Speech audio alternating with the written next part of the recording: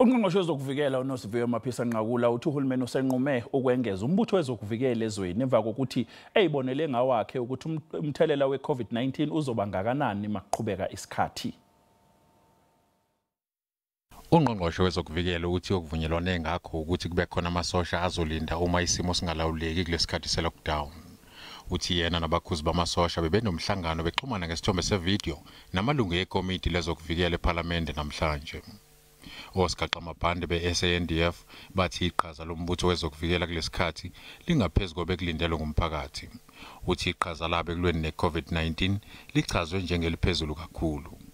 uNgqongqoshe ukuthi lamaSosha angaphezulu kwa-2,800 akhona kumanje abegcine ekhathele ngenxa yomsebenzi. The Chief of the Defence Force then decided that it would be better for us to put all our soldiers on standby.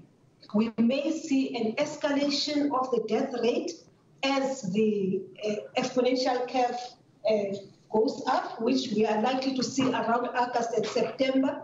And once that happens, people may lose lives. And in the event of people losing their lives, the defense force will be expected to come in, remove the bodies and bury the bodies. Kusenjalo, uphiko olubhekele ukusebenza kombutho wezokuvikela luthi luthole izinkonondo ezingu-33 njengoba kune-lockdown iningi lazo beziqhamuka emphakathini. Mapisa-Nqakula uthi ngeke azigqugquzele izigameko lapho amaSosha ehlukumeza khona umphakathi. Kepha lokho kufanele kubhekwe ngendlela efanayo nalena umphakathi oziphatha ngayo. Uthi iningi lezithombe ezigcwele enkundleni zezokuxhumana akuzona ezamanje.